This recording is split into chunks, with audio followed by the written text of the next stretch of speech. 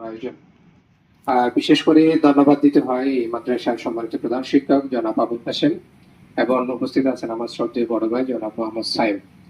ওনাদের উদারতার কারণে এই সামাজিক সুন্দর দৃষ্টিভঙ্গির কারণে কিন্তু আজকের এই অনুষ্ঠান হয়েছে। তো আমি আমরা এই যে সাতরঙ্গা বারোয়াখালী, হ্যাঁ আবুল কাশেম সাহেব বলেছেন এটি আমি লিখেছি। হ্যাঁ, আমি এখানে এই শুরুর যে প্রথম 3-4 চ্যাপ্টার আছে সেটি ধারাবাহিকভাবে আমি আলোচনা করব। তবে এই যেটি আলোচনা করবো সেটি আমি কিন্তু একটু লম্বা করবো না, আমি 30 মিনিটের মধ্যে আমি কিন্তু আমার বক্তব্য শেষ করবো ইনশাআল্লাহ। তা আমি শুরুতেই আজকে আমি এখানে কেন সেটা একটি প্রশ্ন আছে, সেই প্রশ্নের উত্তর দেওয়ার আগে আমি কিন্তু আপনাদের সবাইকে এই প্রশ্নটা একটু দেখতে চাই।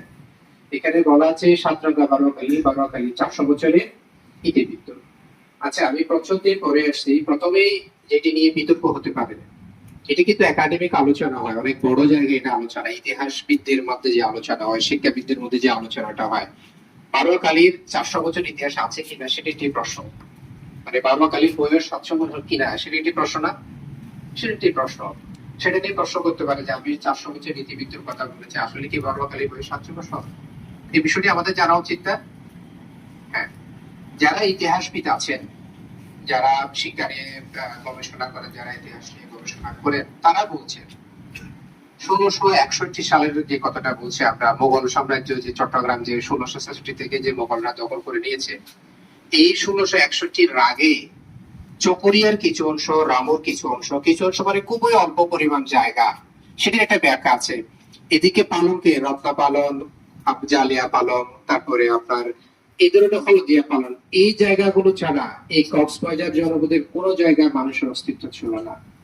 এই যে মানুষ ছিল না, সে ধারাবাহিকতা কিন্তু 1761 পর্যন্ত যায়, যখন ব্রিটিশরা এই অঞ্চলটা দখল করা বলবো না, ব্রিটিশরা এই অঞ্চলটা শাসন মুঘলদের কাছ থেকে নিয়ে নেয়, এই যে কাশেম থেকে নিয়ে নেয়, মোগল সাম্রাজ্য থেকে ব্রিটিশরা এই জায়গাটা নিয়ে নেয় 1761 সালে।